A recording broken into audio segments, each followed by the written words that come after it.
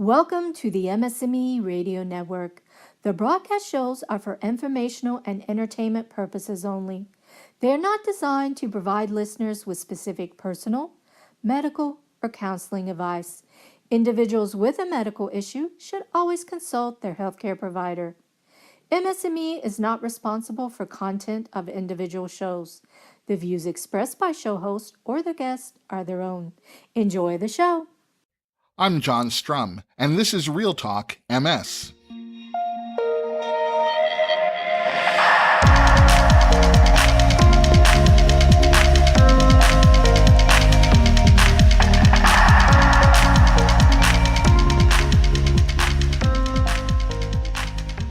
It's February 13th, and we have a lot to talk about today. A lot of good stuff to get to, but before we do, I have a favor to ask. Although we launched this podcast just a few months ago, we're already experiencing a couple of thousand downloads every week, and that number continues to grow, and for that, I am incredibly grateful. I think it's absolutely amazing. And by the way, that number doesn't even include those of you who are listening to the podcast streaming on the MS&Me Radio Network. But when you look at the Real Talk MS podcast page on iTunes or Apple Podcasts, it says that we haven't received enough listener ratings and reviews for them to post a rating of the podcast. So it would mean a lot to me if you would take just a minute, head over to iTunes, do a quick search for Real Talk MS, and give us a rating and a review. I'm getting email and messages from a lot of you saying some really nice things about the podcast, and I want to make sure that we're reaching as many people with it as possible. So your rating and review will go a long way to extending our reach to other folks who might also benefit from listening. And we have a great episode lined up today. My guest on the podcast is Julian. Kay is an executive vice president at the National MS Society, where she oversees the services that the society offers. And today, we're going to be talking about one particular service that I consider absolutely remarkable. If you're looking for no-cost, customized, personalized, one-on-one expert advice on all sorts of issues that people with MS encounter, you're going to want to pay attention to my conversation with Kay. But before we get to that, there are a few other things that you should know about.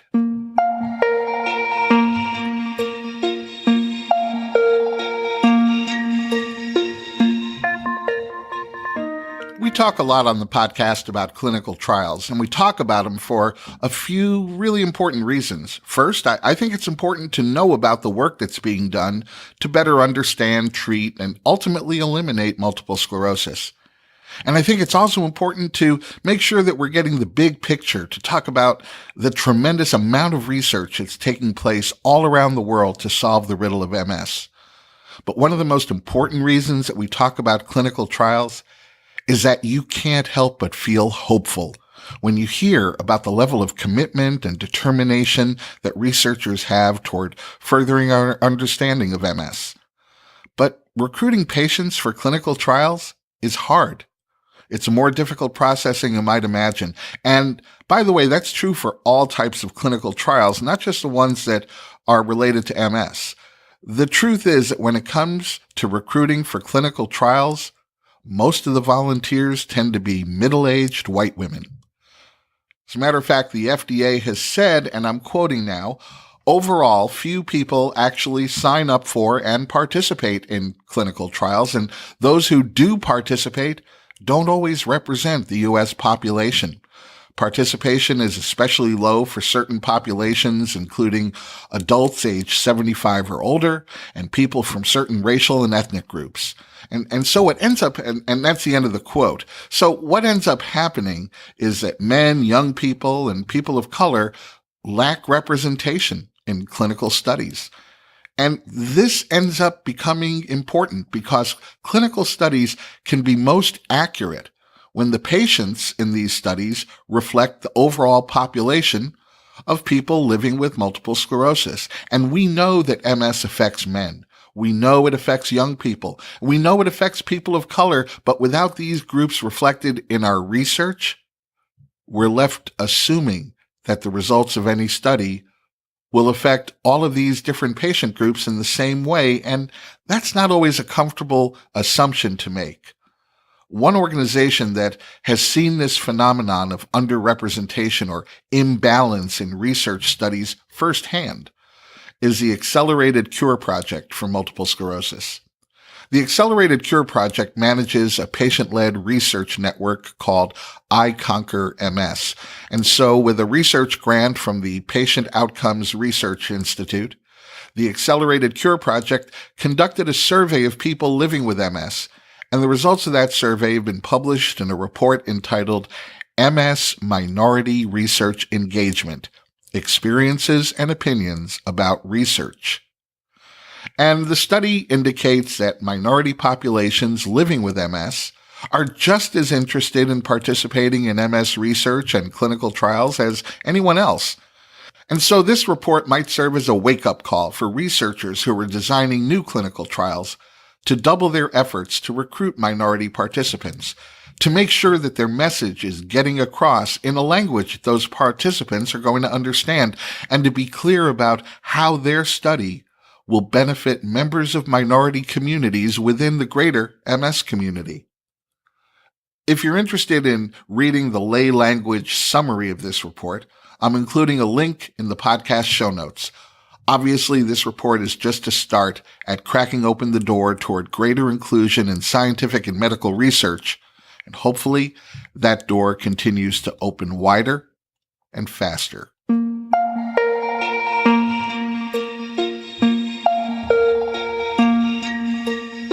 Researchers at the Tisch MS Research Center in New York have demonstrated that a stem cell treatment that they started researching and developing in 2001 may reverse disability in progressive multiple sclerosis. If you're scientifically predisposed, this treatment involves injecting autologous mesenchymal stem cell-derived neuroprogenitors directly into the spinal canal within 30 minutes of having harvested the stem cells.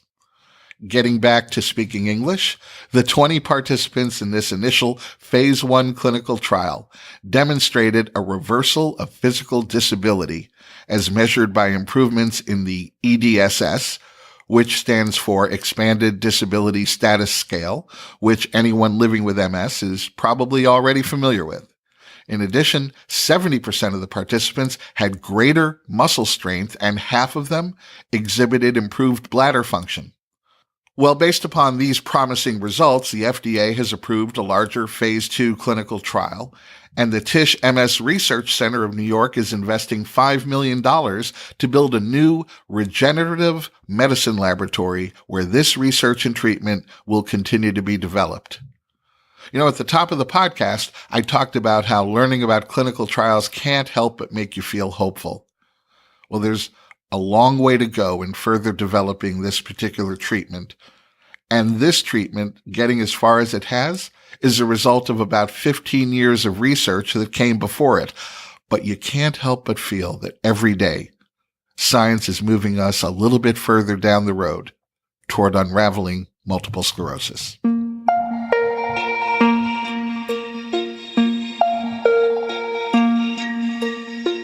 In 2010, the FDA approved the drug Ampyra as a treatment designed to improve the walking ability of people living with MS. Well, researchers announced at the ACTRIMS forum that took place this month that Ampyra also improves cognitive function and movement in upper and lower extremities. Turkish researchers set out to evaluate the effectiveness of Ampyra on other MS symptoms besides walking, and they discovered that after 6 months of treatment with Ampyra, MS patients registered both physical and cognitive improvement. You know, I know that there are people living with MS who aren't taking full advantage of the drug therapies that are already available to them. And while we know that every drug isn't right for everyone, this should be one of the most important conversations that you have with your neurologist. Together, you should take the time to review your symptoms and evaluate the best course of symptom management and disease management for you. You know, being informed and being a full partner in your own treatment is the most fundamental step that you can take as an informed medical consumer. And I hope that everyone listening is taking that step.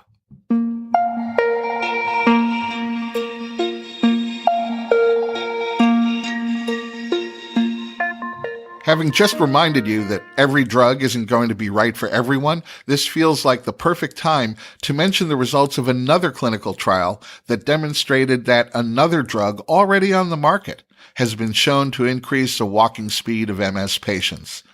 The drug is amantadine, which is prescribed to treat Parkinson's symptoms, and it's also sometimes prescribed as a flu prevention treatment.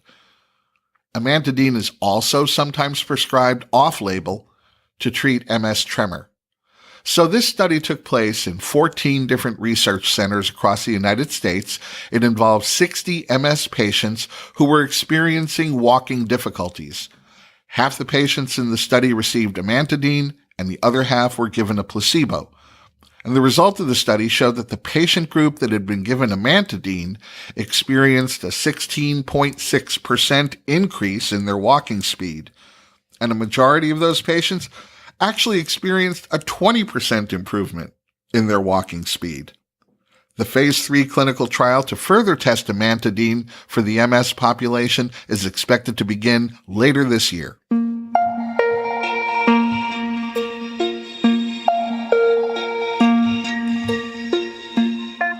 We know that people living with MS experience depression at a much higher rate than the general population. While about 17% of the general population is likely to be diagnosed with depression, half, a full 50% of the MS population will be diagnosed with clinical depression. But one thing that isn't clear is why people with MS are likely to develop depression. And one of those reasons, according to researchers at Penn State, is the stigma of having multiple sclerosis.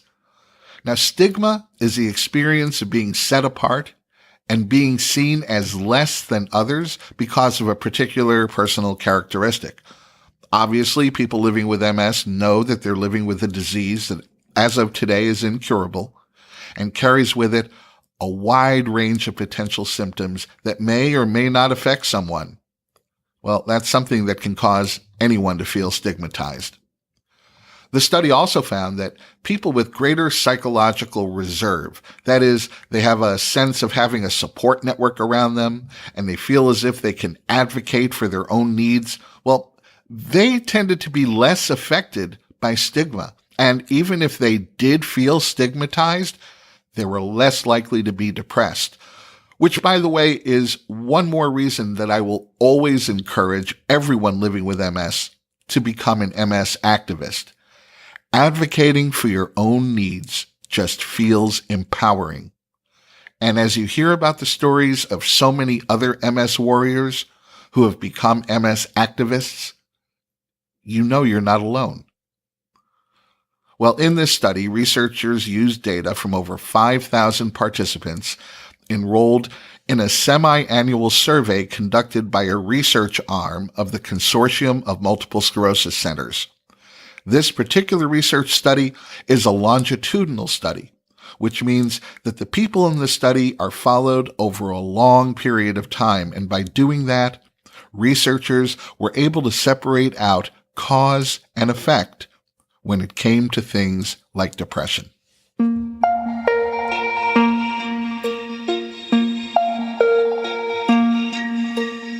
From the time someone is newly diagnosed all the way through their MS journey, people turn to the National Multiple Sclerosis Society to access just an amazing wealth of information and resources.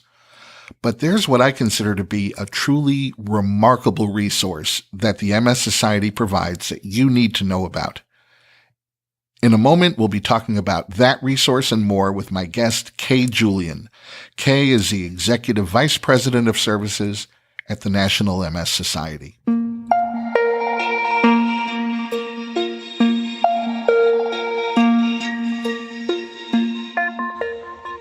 I mentioned in last week's podcast that the first thing we did after my wife Jean was diagnosed with secondary progressive MS was to call the local chapter of the National MS Society to find out where we could get some information about a disease that really, until that day, we had never even thought about. Well, The National MS Society fields phone calls like our call every single day. And of course, they also have a website with an incredible amount of information that people can access. But in addition to providing great content, the MS Society also provides really worthwhile and important programs and services to people who are living with multiple sclerosis. My guest on the podcast today is Julian. Kay is the Executive Vice President who oversees services at the National MS Society. And welcome to the podcast, Kay. Thanks, John. It's good to be here. You know, when someone visits the MS Society's website, the first thing they're going to notice is just this huge amount of information that the Society provides, which is truly outstanding. Can you walk us through the kinds of services that the Society provides? Sure. It can be overwhelming. I think people often go to the website as kind of a first source, and what they'll see is a whole array of options and information and resources for them. And so one of the things they'll also see is they'll see as they're surfing and they're looking and they're exploring the subjects that are important to them, they'll see a pop-up from one of our MS Navigators too, who will say, would you like to chat? And that is a way to help navigate through the broad expanse of what we do. So what we do is try to think about the challenges of MS that people affected by MS have, and really be able to think about how are we addressing those, or who else is in the mix as we address these together, because we are not the only resource. What we're really about, too, is understanding who is in this space, who is in the MS community, and what are our collective roles, who is best at what.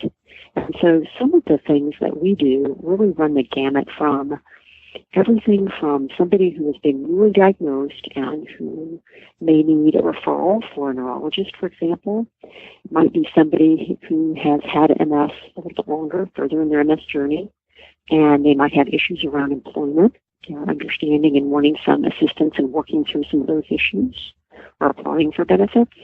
It might also be around caregiving issues, if it's from that perspective. And it also, we do a lot of work with healthcare providers, too, in terms of how we really partner together to support people with MS, too. So I can dive into any of those areas, but it's a pretty broad expanse that we try to make sure that we're there for. Well, I think that the MS Navigator program is pretty remarkable in every way. Can we drill down a little bit and talk about how that works? Yeah, happy to. So we really consider that our flagship program at the MS Society, and it's something that is very unique to be able to have this level of support and resource to people affected by MS. So last year we had about 180,000 inquiries come in. So folks, just like the way you described at the beginning of this conversation, picking up the phone and calling us. Folks that might also be online, as I described, looking at our website and then having the opportunity to chat with the MS Navigator. It might also be someone finding us through email or social media. So it might also be somebody that, their healthcare provider or neurologist has connected them to the MS Navigator program. So there's a lot of different avenues to reach an MS Navigator. And what they're really all about, this whole program is about, is finding sustainable solutions. And really, navigators are designed to serve as supportive partners. And so what that really means is the kind of conversation that happens to really get at the nut of an issue and to really be able to work through with someone, what is it that would not just provide a temporary solution or a Band-Aid. Is there a solution that could be something that would be more sustainable and life-changing? And so that isn't always possible. As you know, it depends on local resources, what's happening in a community, a person's particular circumstance or situation. So that the MS Navigator can really dial into that, understand a situation, and then work through that with someone. Now, depending on the complexity, this may be a conversation that, if it's a simple referral, somebody, as I mentioned, newly diagnosed, who would like a referral to a neurologist, that may be a common one conversation. If it's something more complex, it may happen over time, multiple conversations. And so they are the person who calls in, the person affected by MS or who's chatted in or whatever channel, they're connected to that particular MS navigator through the resolution of that particular issue. Now, if there's another issue, down the road, they'll call back at maybe a different navigator. But all that information is, we know from the previous call kind of what that situation was about as well. The other piece of this that I think is also unique is that for folks, a smaller percentage that have really complicated, multiple and varied issues, we have a case management program where navigators will work through this solution to the best they can. And at some point, it becomes clear that we need to know more. There needs to be a home visit. There needs to be more intensive intervention. There needs to be a care plan with some goals. There needs to be a lot more assistance mobilized. And so MS navigators then move that case to our case managers. And so they're all part of the same MS Navigator program, but there's this breadth and depth that really exists within that program to be able to really meet someone where they are and be able to address what it is that they need. In this day and age of artificial intelligence and chatbots and all sorts of automation that's designed to mimic human interaction, I think it's really important to make clear to everyone listening that MS navigators are real people. There's nothing artificial about that intelligence. These are people who are going to work one-on-one with you. They certainly are. This is a really great group of individuals. Are front-facing, and then, of course, there's a team behind them that are also making sure that the information, the resources are dated and current and comprehensive, and that the phones are working, and that the systems are easy to connect with us through. So it's a huge team, and the folks that the MS navigators who someone will connect to, they are trained professionals. These are folks that are highly skilled and equipped that come to us with a variety of backgrounds, often including social work or another kind of human services work, empathetic. They might have been teachers or counselors, and that have all the right kinds of listening skills and conversational skills to be able to really move through something, a conversation, to get at the essence of it and be able to move through towards solution. So they are indeed very real and pretty awesome folks. Wow, they must be. I think you mentioned that last year they fielded 180,000 requests. Correct. Contacts, yep. That's fairly remarkable. Yeah, it is. And I think we're seeing an increase in that because we've shifted our approach to be even more in-depth than we were before. The way I've described is just taking it even another step deeper. And we started to talk about the program more, just to do a little bit more promotion around it. So I think some of that is what we're seeing too. And of course, just word of mouth. Somebody has a positive experience, they're able to find a solution or a resource. That's good. We want people to be able to take advantage of this resource. And really what it also does is it's not just it might be its own solution, but it is also a channel. It's kind of a hub to other solutions. So MS navigators, their role is to understand resources and within us, within the MS Society that we might have, but also in other community organizations. So this is all about the beginning of how we really connect people affected by MS to each other. Sometimes that is the answer. Folks want to talk to others that have similar circumstances or life situations, or to other community resources. There's others that do particular niche work that is more significant and more targeted than what we might do. And so they're connected to those or to their communities. And communities have a lot of different interpretations. And so we're making sure that people get connected where they need to be connected as well. Multiple sclerosis is, for lack of a better term, it can be tricky. And it can be so tricky, especially when you're facing it as someone who's recently been diagnosed, because, as you know, if you meet 10 people with MS, you may meet 10 different sets of symptoms.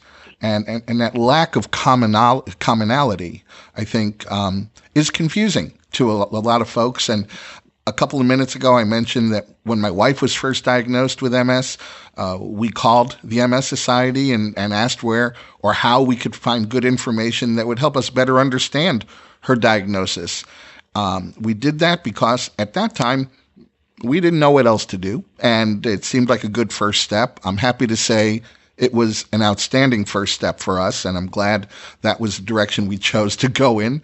But as talking to people who may be more recently diagnosed, what steps would you suggest to them to plug into the right information, the right sort of next steps for them to take in understanding the MS journey? Right. Well, we most definitely hear from people who have been newly diagnosed. And those may come through healthcare providers. Sometimes they'll have found a neurologist on their own. What's that? Then a neurologist may connect them to the MS Navigator. And then the Navigator will really be able to understand a little bit more about what challenge they're currently facing. Because as you described, out of 10 individuals, there might be 10 different situations. So for someone only at this moment needs to make sure that they feel assured they have good quality healthcare, that they've got the right neurologist, the right person to go to. And so that may be the resolution there. Somebody else may say, I really need to be connected with others. I need to know, I want to talk to other people who have MS. And so that is all about connecting to the MS communities. And so we have 1,200 self-help groups across the country. That is right for some folks, not for others. That's an option for folks. There's also online communities through msconnection.org.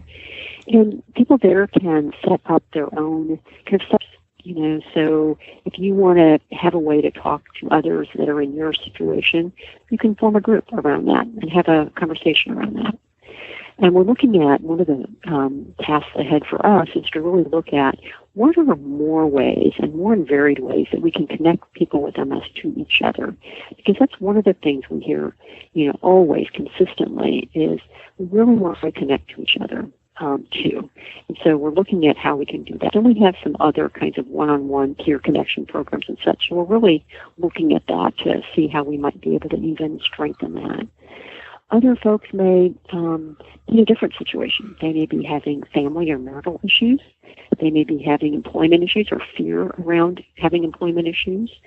There may be insurance kinds of issues as well, some jeopardy feeling shifts around their benefits. So we have some teams around that, for example, around benefits and employment, folks who can help understand insurance plans, provide some advice around that, people who can help with cessations.